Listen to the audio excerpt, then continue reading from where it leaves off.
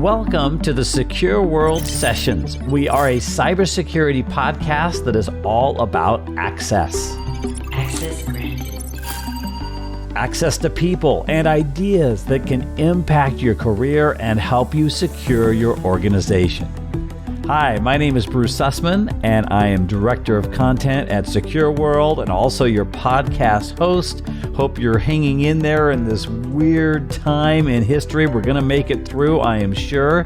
And in today's session, we're speaking to cyber attorney Michael Simon in what is easily the most unique and entertaining interview I've done about privacy, cybersecurity, and remote work tools. We're seeing an awful lot of articles out there. We're seeing an awful lot of opinion pieces out there, you know. For example, listen to part of his take on Zoom. Don't use Zoom, all caps, histrionics. For the love of God, think of the children, don't use it. There's some privacy issue that, we're all worried about, a security issue that we're, and we have to stop doing that. So if we should stop panicking, what should organizations be doing instead? We are going to unpack that.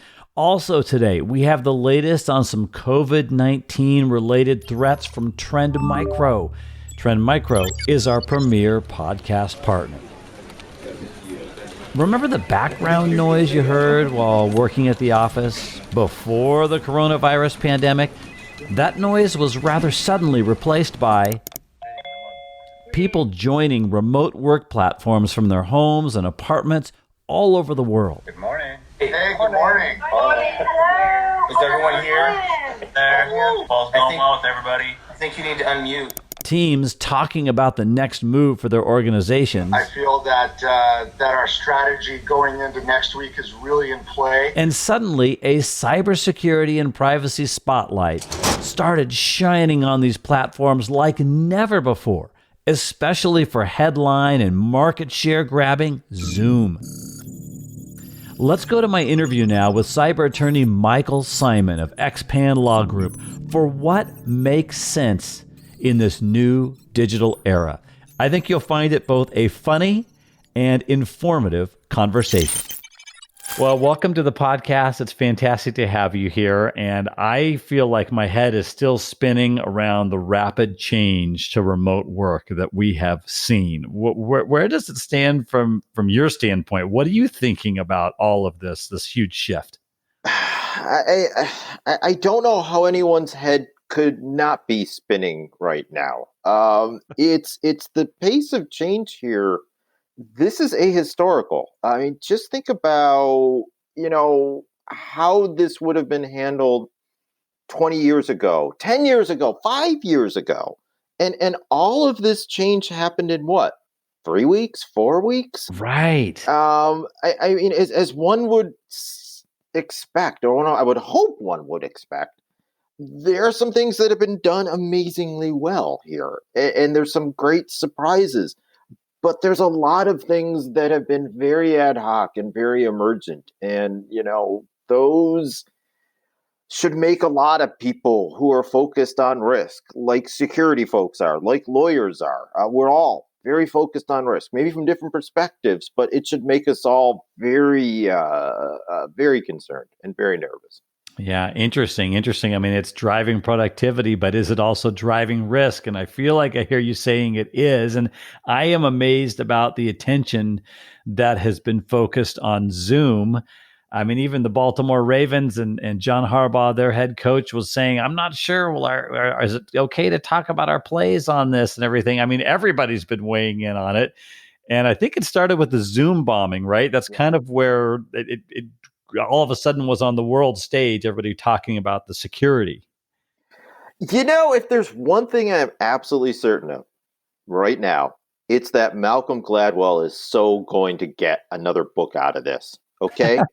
I mean, there's a whole bunch of virtual meeting systems out there, and I've had various folks contact me, and I've used other ones and stuff, and and here is Zoom. They have captured 90% of the attention, maybe 99% of the attention. And, I've written some things in the past about power law curves, and maybe I need to explain those, but let's see if I can do it real briefly. Everyone always thinks things are kind of distributed evenly, linearly, or in a bell curve, that nice, even up line and then down line.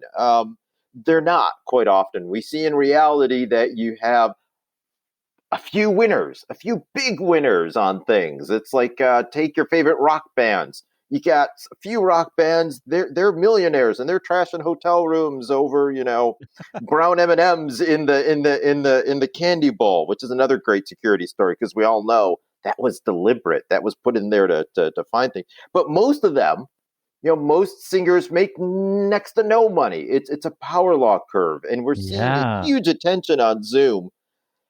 And That is it. so, Yeah, that's interesting. Well, and yeah, I was thinking about Malcolm Gladwell. He wrote Outliers. He wrote The yeah, Tipping Point. I mean, a lot of these books. And you're right. I hadn't thought about this. This is like a case study for him. yeah, yeah. Oh, the next book is totally going to be on this, and maybe I should do some scientific study so then he can popularize it. I don't know. I just Exactly. hope It's he a gets great it idea. right.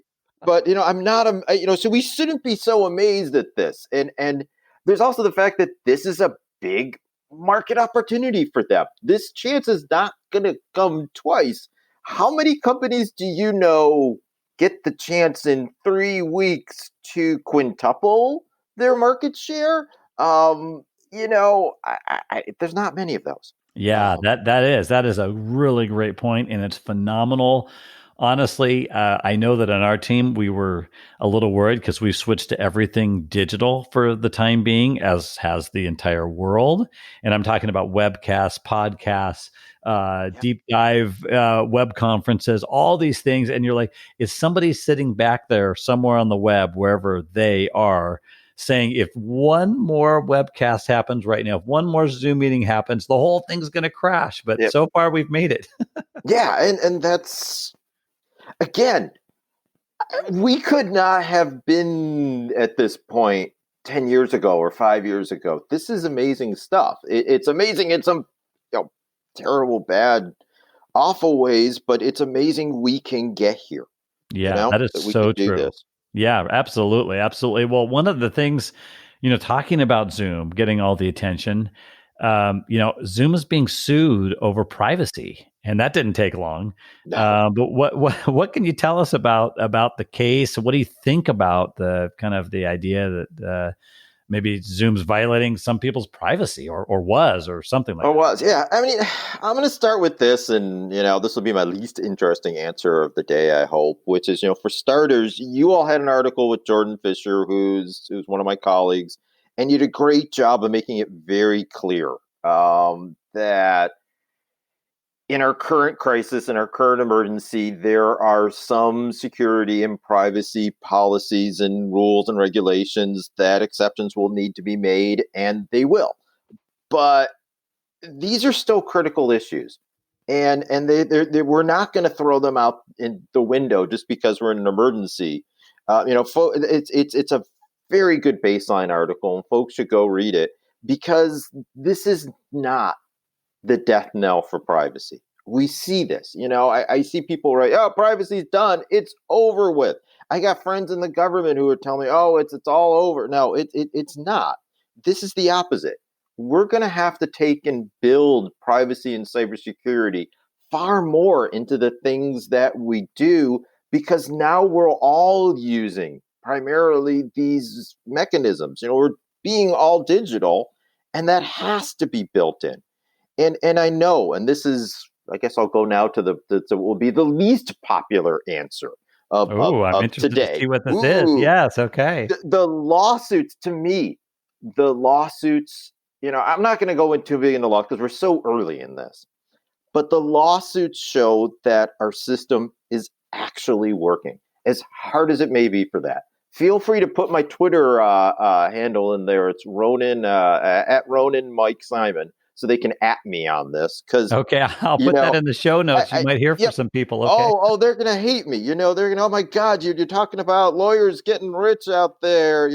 But look, many years ago, I had the great privilege and honor of being a panelist at an academic conference, one of the earlier ones on privacy. And there was a professor at University of, I think it was Houston Law School, and he had been the head of a big firm privacy group on Wall Street. And, he said something very important. He wanted to set some real baseline understandings. And he talked about data breaches.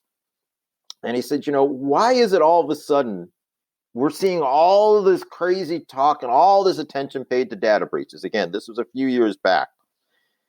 It's not like they didn't happen before, and your audience, by the way, when I'm talking to security folks, they were all on it. They knew about it, but this public attention, this huge focus on it, on data breaches and companies finally doing big things to stop them because data breaches started costing a lot of money.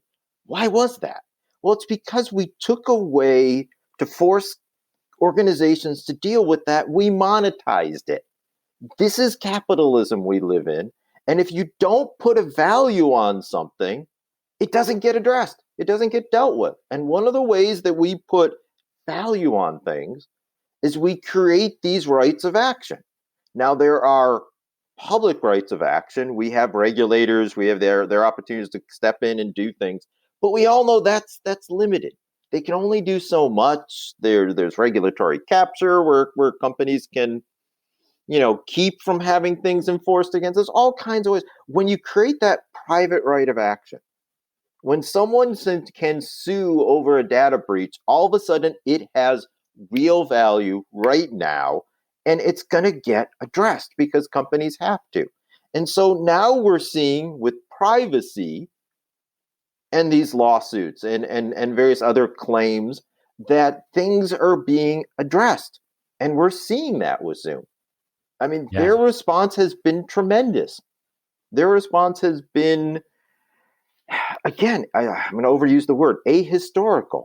Yeah, there's no cover up here. I will say that has been something that a lot of CISOs, even on social media, have jumped to the defense of Zoom, saying, whoa, these guys are really responding. The original privacy lawsuit was, related to the fact if you logged in through the login through Facebook thing, which you see on a lot of sites, right? It's kind of a convenience feature. Apparently, it was sending information that wasn't necessary to Facebook, even if you don't have a Facebook account, and that violated the CCPA and in California. That was the whole thing of the lawsuit. So what they do within a day or something like that, they had removed that extra code and maintained the feature. So they basically stripped it out or something. That was really incredible. And talking about the changes they've made, the article that you mentioned that Jordan Fisher, your colleague, was mentioned in from our website. I'll put that baseline article in the show notes, but it just talks about Zoom is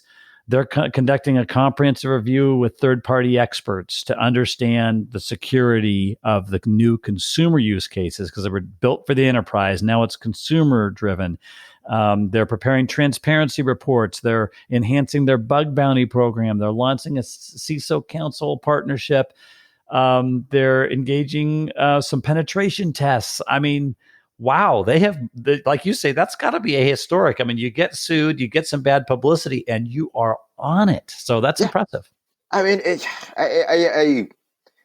Classic lawyer problem. You can't sit there. I can't sit here and talk about all these bad corporate disasters of the past because God only knows one of them may want to call me up one day to get something fixed. I don't want to. So here's a great example. Here's a nerd example for those who remember the new version of Cosmos with Neil deGrasse Tyson. One of his episodes was about tetraethyl lead. And, this one scientist whose name I really wish I could remember because he was truly a hero, who fought them for decades to show that, it was killing people, killing their workers, killing people, polluting the planet. And they spent decades, hide it, fight them, throw lawyers at him, ruin his.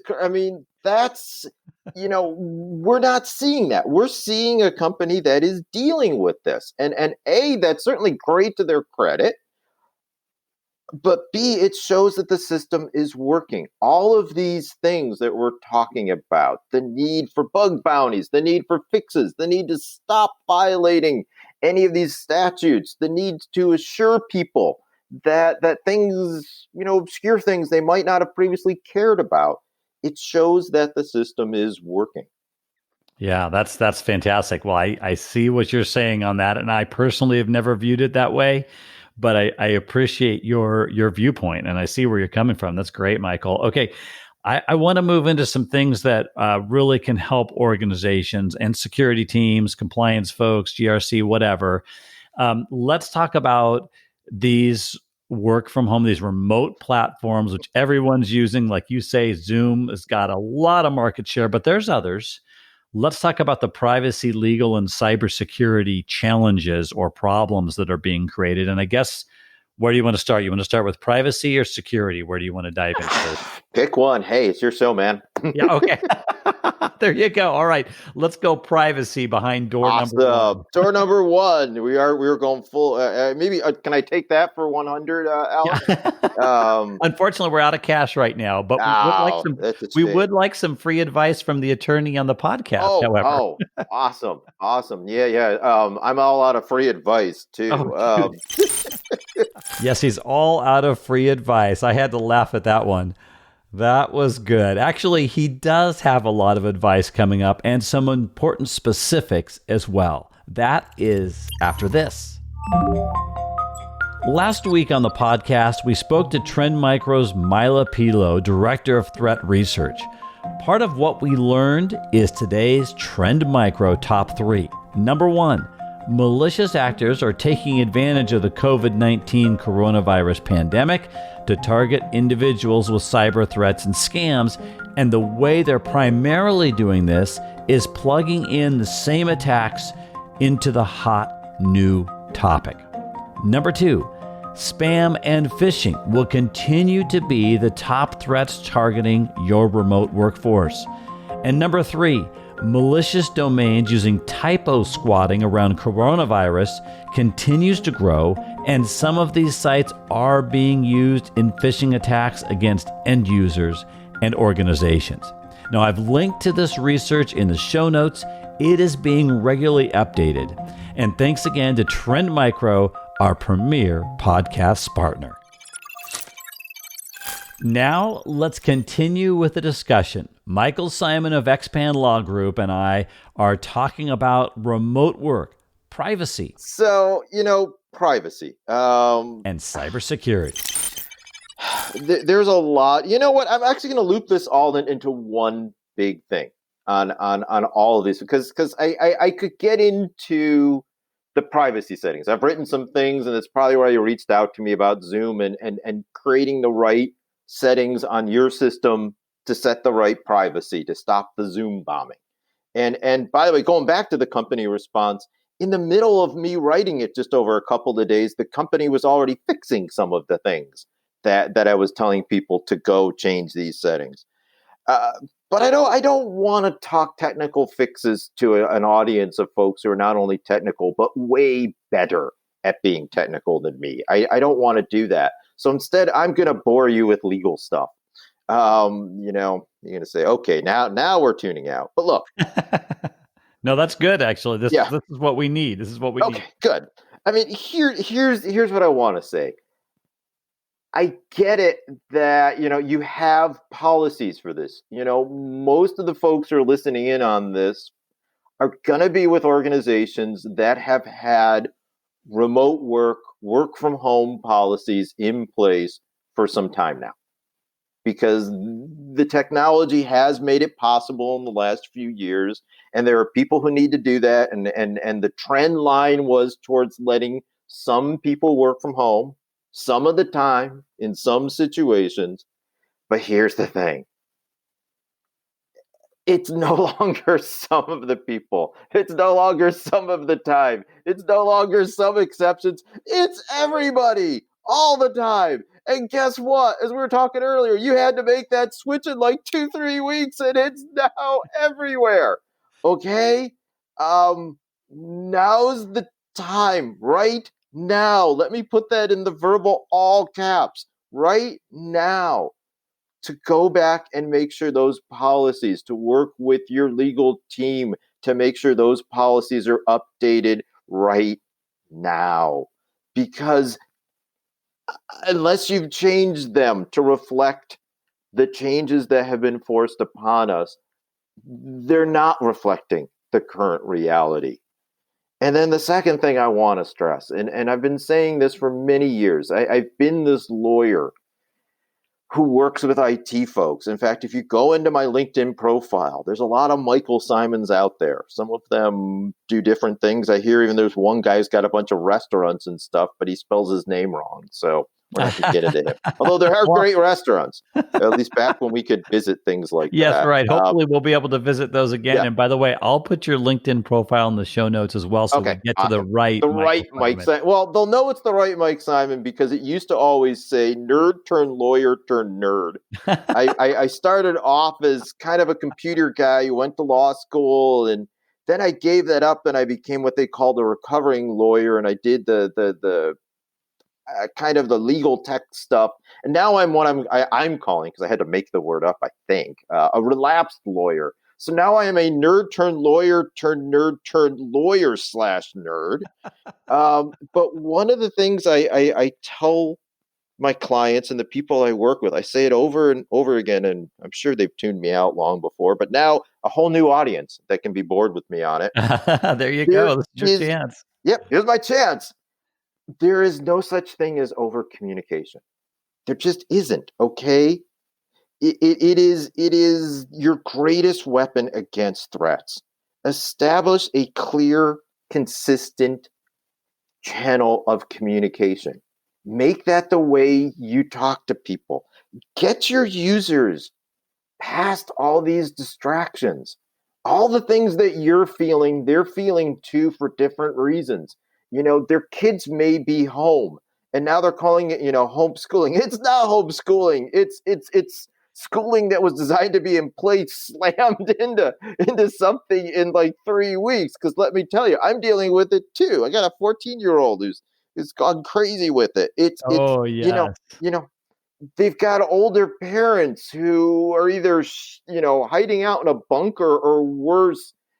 They're not listening to any of this. Oh yeah, I can keep going to all the stores or whatever. I mean, they're worried about their jobs. Okay, there's a reason that we've seen. I think, what's the statistic? 600% increase in phishing attacks in the last few weeks. It really works well when people are just going crazy and distracted and all this other stuff. So keep them away from clicking on links. Keep them away from downloading new apps. Keep them away from responding to random emergencies via email of, oh, the CFO says I gotta do this and transfer this money, when they don't even check to see if that was really the CFO. Make those directions and their options, the things they need to do, as clear and simple as possible. And keep them away from that shadow IT stuff or them having to do ad hoc things. I'm glad you brought that up. And I mean, you've listed a lot of things. One of the example about the CFO is obviously business email compromise, which we know is just already taken on a coronavirus flavor. I wrote about that this past week. Shadow IT, certainly. And I want to tell you this story and tell me if you think this is playing out, across the landscape, because I had a friend who said, oh yeah, a bunch of us were having trouble getting onto the corporate network because, you have to get on that through the VPN, et cetera. And so we just kind of set up a Google Docs folder, and we're just putting stuff in there. But for now, we're the only ones who can see it, so it's probably okay. And I was thinking, I don't know. I've got to ask Michael about this when I talk to him on the podcast. So that's a significant privacy risk potentially, right? Isn't it? Or maybe security. I don't know. Yeah, I sure hope that wasn't the legal team you're talking to. It was not. Good. It wasn't our team either. It was one of my neighbors down the street. Okay, well, there you go. So they can worry about confidentiality problems. If you don't give your end users that clear, simple direction and options, if you give them complicated things, if you talk down to them, if you scare them, if you do things that will take them from that 90% level of utter existential fear and give them that, something that puts them that extra 10% level into just paralyzed, or I'm going to, the heck with it, I'm going to go with nihilism and just do whatever I want to because nothing works. You're going to regret it. And one of the things that I do want to comment on, and I'll take the opportunity to say it, is we're seeing an awful lot of articles out there. We're seeing an awful lot of opinion pieces out there. Don't use Zoom, all caps, histrionics, for the love of God, think of the children, don't use it. There's some privacy issue that, we're all worried about, a security issue that we're, and we have to stop doing that. Okay. We have to first ask ourselves, what are the risk profiles? What are the things we need to communicate? How do we do that clearly and not put people over the level of, oh dear God, I'm just going to ignore it because I can't take it anymore. And so I'm going to do something crazy and random, because they will. And instead, don't get in their way. Don't make them any crazier. Come up with, again, those clear, consistent channels of communication. Get those policies updated and train people on them and talk to them and connect with them, because that's certainly what we all need now. Yeah.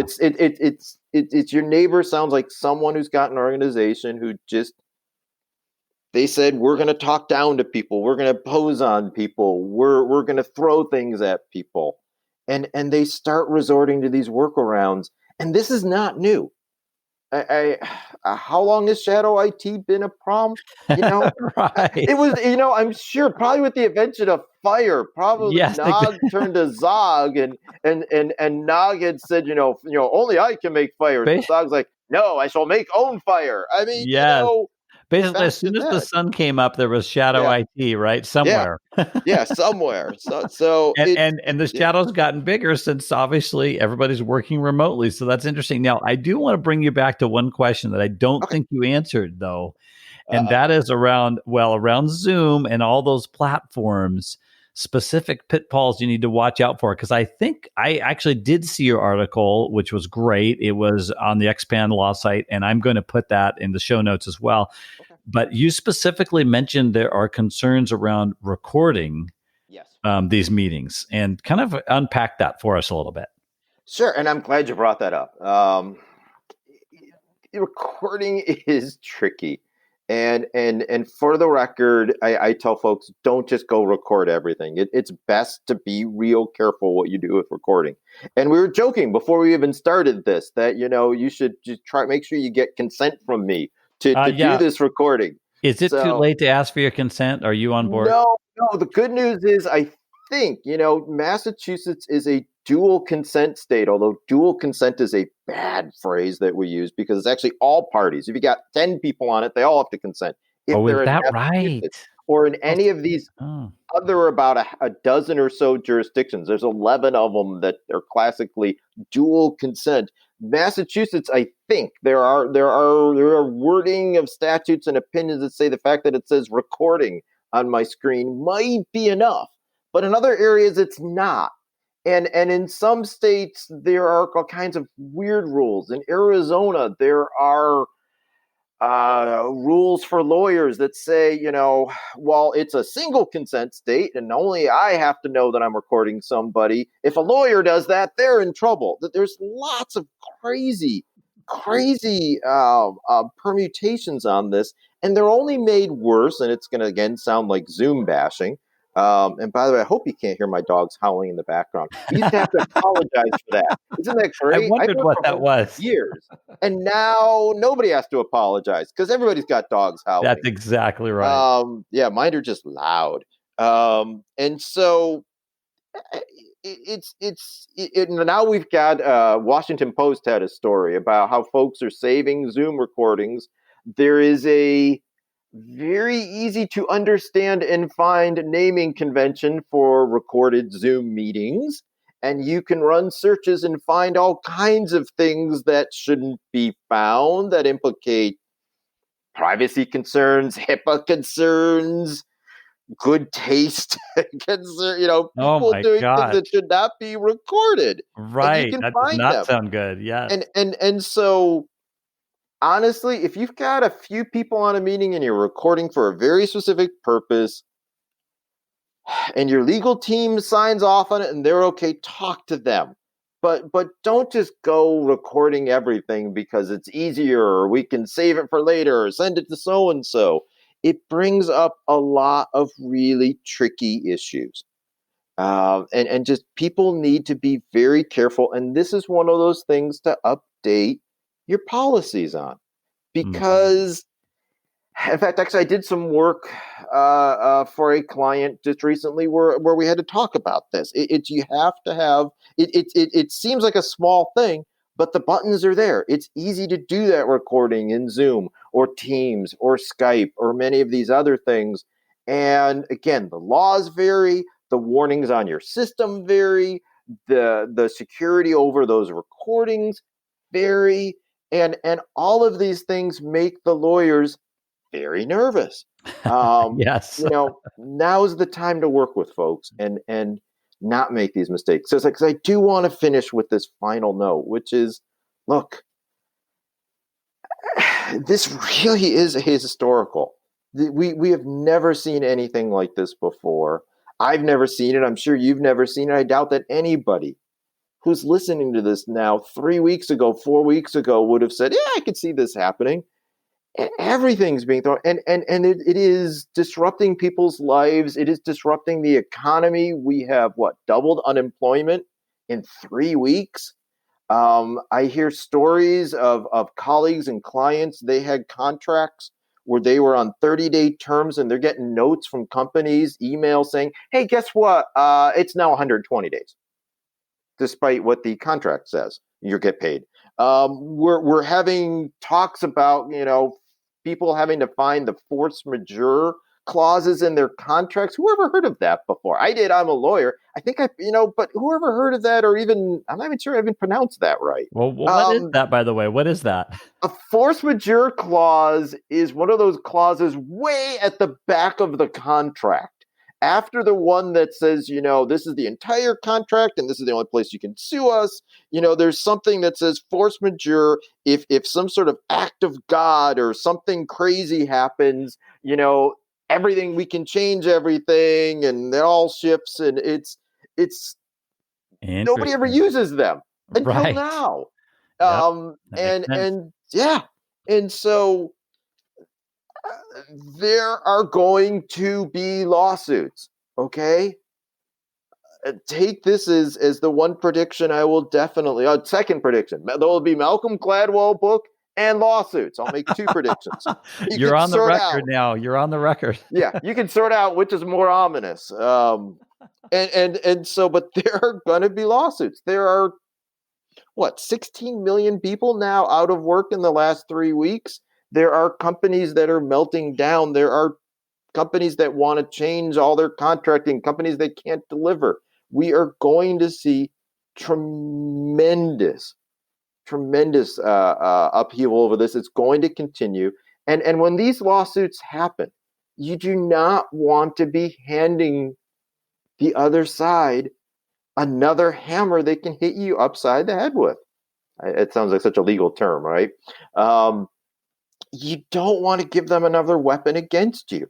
If you're laying off people and you need to comply with certain very clear rules about that, you don't want them also being able to come at you because you leaked their personal information or because somebody walked into, in a virtual way, the wrong Zoom meeting that this was being discussed, or worse, they found the recording of it and now it's being produced in court.